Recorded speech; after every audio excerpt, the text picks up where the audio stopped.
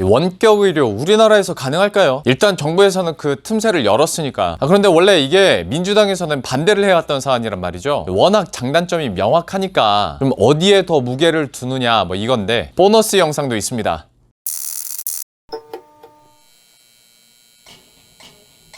안녕하세요, 반갑습니다. 루앵커입니다. 병원에 가지 않고도 진료를 받는 세상, 이걸 원격 의료든 원격 진료든 뭐 스마트 진료든 비대면 의료든 뭐 어떤 단어를 사용하건 간에 지금 우리나라의 IT 기술력이나 그리고 의학 수준, 여기에 코로나19라는 것을 겪으면서 어떤 비대면에 대한 필요성을 뼈저리게 느끼고 있는 이 시대에 어찌 보면 당연하게 나올 수 있는, 그리고 공론화될 수 있는 이슈이기도 한데요. 오늘은 그 얘기를 해보도록 하겠습니다. 사실 병원 가기도 좀 찝찝하고 혹시라도 병원 갔다가 오히려 뭔가 감염되는 거 아닌가라는 생각까지 드는데, 물론 뭐 방역 관리를 잘 하겠지만 그런 찝찝함 그리고 비대면에 대한 필요성이 지금 부각이 되고 있는 상황에서 정말로 내가 집에 있는 상태에서 어떤 원격으로 진료를 받을 수 있다면 뭐 혹시 모를 환자와의 접촉도 줄일 수 있을 테고, 그리고 병원을 가는 시간 그리고 병원에서 대기하는 시간도 획기적으로 줄일 수가 있겠죠. 일례로 예전에 노트북에 문제가 생기면 뭐 날 잡아서 진짜 서비스 센터를 갔어야 됐는데, 요즘에는 웬만한 소프트웨어 문제는 원격으로 서비스 센터 연결해가지고 그냥 거기서 제 컴퓨터 연결해가지고 바로바로 고쳐주잖아요. 저는 그냥 집에서 편히 구경하고 있으면 되는 거고, 마찬가지로 진료 행위도 이렇게 되지 말란 법은 없죠. 그런데 이 내용을 조금만 더 깊이 파보면 이게 이렇게 단순하게 결정 내리기가 쉽지 않은 문제입니다. 우리나라에서도 이 원격 의료에 대한 찬반 논쟁이 왜 이렇게 오래 질질 끌어왔고 제대로 시행이 되지 않고 있는지 이해가 갈 만하죠.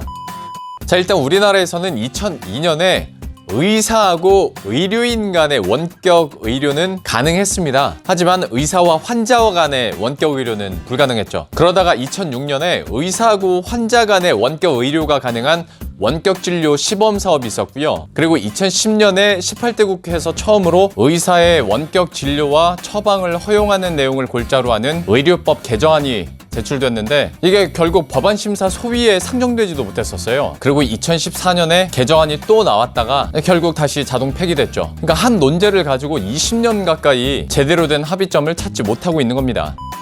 일단 원격 의료의 어떤 긍정적인 측면을 보면 의료 취약자의 의료 접근성을 높인다는 게 가장 크겠죠. 섬 지역이나 지방에 사는 분들이 서울에 있는 대학병원으로 진료 한번 받으려고 하면 날 잡아야 되죠. 진짜 최악의 경우에는 숙박시설까지 예약을 해서 날 잡고 올라와야 하는 상황이겠는데, 만약에 집에서 원격으로 진료를 받고 또 진단을 받게 된다면 그 수고를 크게 줄 수가 있을 뿐더러 만성질환자에 대한 관리도 그만큼 더 잘 할 수 있다는 거예요. 가뜩이나 고령화가 빠르게 진행되고 있는 우리나라 같은 경우에 그 필요성이 더 강조될 수 있는 부분이죠. 그리고 어떤 산업적인 측면에서 봤을 때도 우리나라의 어떤 IT 기술력이나 또 의료 능력을 접목해서 또 하나의 시장을 우리가 선도할 수도 있다라는 긍정적인 측면도 있습니다. 다만 반대 입장도 분명히 있죠. 일단 원격으로 진료를 봤을 때 그 진료의 질이 얼마나 좋을 것이냐, 그걸 담보할 수 없다라는 거예요. 결국 오진이 많아지면 결과적으로 환자한테도 안 좋은 거겠죠. 또 의료 사고가 발생했을 때 그 책임 소재를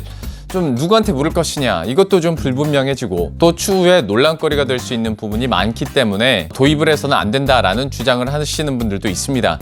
역시 산업적인 측면도 보면 어떤 시스템 구축이나 투자 여력을 봤을 때 원격 의료가 대형 병원 중심으로 이루어질 거다. 그러다 보면 동네 의원들은 뭐 망할 수밖에 없지 않겠냐, 이렇게 걱정을 하시는 분들이 많고요. 또 이렇게 구조 자체가 그리고 비중 자체가 편중이 되다 보면 결국 이게 의료 민영화로 이어질 것이다 라고 걱정하시는 분들도 있습니다. 찬반의 입장이나 주장들이 모두 일리가 있고요. 사실 어디에 무게를 조금 더 두느냐에 따라서 그렇게 찬성과 반대가 엇갈릴 수 있는 문제이기도 하죠. 자, 여러분은 어디에 조금 더 무게를 두세요? 옳고 그름의 문제로 접근할 수 있는 문제는 아니니까 여러분들은 어떤 가치에 더 무게감을 두는지 좀 궁금해지네요.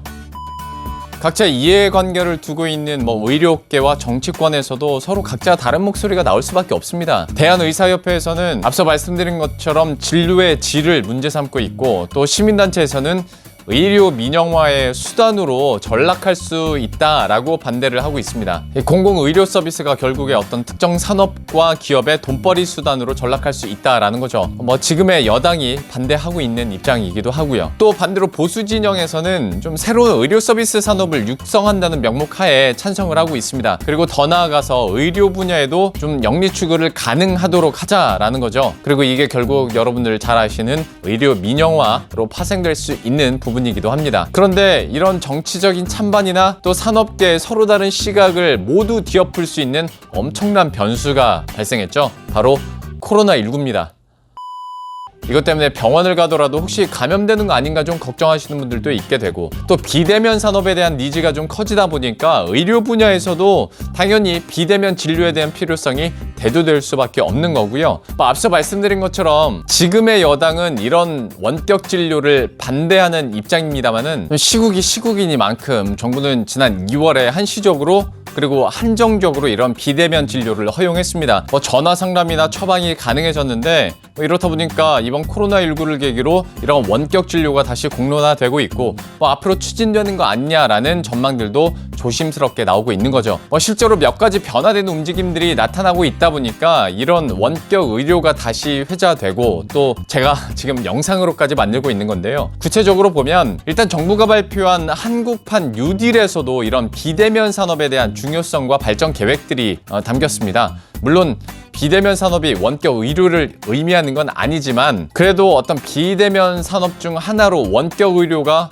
떠오르는 건 어쩔 수가 없죠. 하다 보면 원격 의료가 도입되는 거 아니냐라는 말이 당연히 나올 수가 있고요. 또 정세균 국무총리도 비대면 진료 확대와 원격 모니터링 서비스 발굴 등 보건의료 대책의 과감한 중심 이동이 필요하다라고 말을 하면서 역시 좀 변화된 스탠스를 느낄 수가 있었고, 그리고 또 중소벤처기업부에서도 디지털 헬스케어 특구라고 해서 이 상간벽지 고령자나 또 만성질환자에 대한 원격 의료 실증을 진행하기로 했거든요. 그러니까 어딘가에서는 지금 원격 의료에 대한 실제적인 움직임 그리고 준비 작업이 이루어지고 있다라는 겁니다. 여기에 박영선 중기부 장관도 한 인터뷰에서 원격 의료가 의료 민영화로 가는 징검다리라는 프레임보다는 또 국민이 건강을 지키는 효율적인 방법의 측면에서 접근을 해야 된다. 그리고 정부가 균형점을 맞추고 또 의료계에서 걱정하는 부분에 대해서도 충분한 소통이 이루어질 것으로 기대한다라고 말을 했습니다.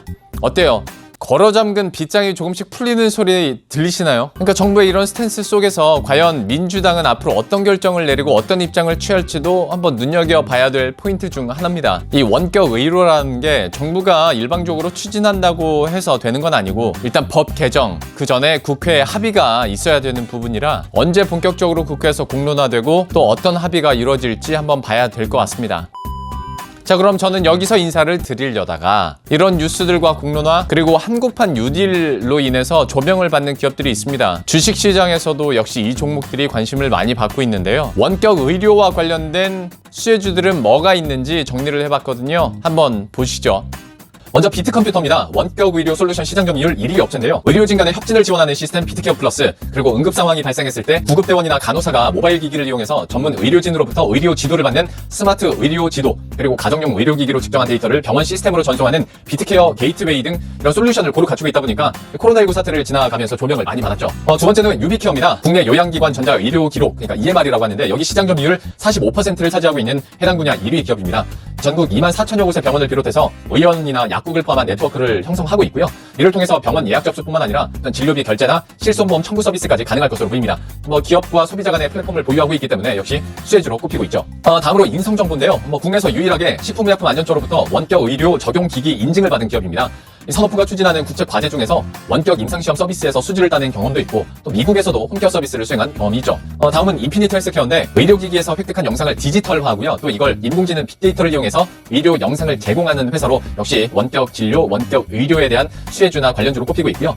이어서 네오팩트는 근골격계하고 신경계 환자의 재활훈련을 돕는 기기하고 콘텐츠를 연구 개발하고 생산 판매하는 기업입니다. 역시 인공지능을 통해서 의료 데이터를 자체적으로 수집하고요. 원격 재활 서비스를 제공할 수 있을 것으로 기대되는 회사죠. 마지막으로 케어랩스 인데요. 우리나라 1위 헬스케어 플랫폼 회사입니다. 우리나라에서 유일하게 병원과 의원을 대상으로 하는 디지털 마케팅 사업자인데요. 운영 중인 굿닥 앱이 코로나19 사태를 계기로 이용자가 빠르게 늘어나면서 각광을 받고 있죠. 병원이나 약국의 위치부터 전화 원격 진료 서비스, 그리고 진료 및 수납, 처방 전 요청 등이 가능해서요. 역시 원격 의료 관련주로 묶여 있습니다. 이렇게 해서 원격 의료 관련주들까지 정리를 한번 해드렸는데요. 이 종목이 아직까지는 어떤 테마주 성격으로 움직이다 보니까 변동성도 클 수밖에 없겠죠. 그리고 이 종목군, 그리고 이 기업들이 진짜로 어떤 신성장 동력으로 인정을 받으려면 앞서 말씀드린 것처럼 결국에 국회 동의가 필요합니다. 때문에 지금 슈퍼 여당인 더불어민주당이 기존처럼 원격 의료를 계속해서 반대할지, 아니면 정부의 변화된 스탠스처럼 민주당 측에서도 좀 변화된 기조를 보일지, 그래서 방금 소개해드렸던 종목들도 조금 더 지속적인 모멘텀을 받아갈 수 있을지 한번 지켜봐야겠습니다. 그럼 저는 여기서 인사드리도록 할게요. 구독과 좋아요, 알림 설정 한 번씩만 부탁드리고요. 저는 다음 콘텐츠에서 다시 찾아뵙도록 하겠습니다. 안녕.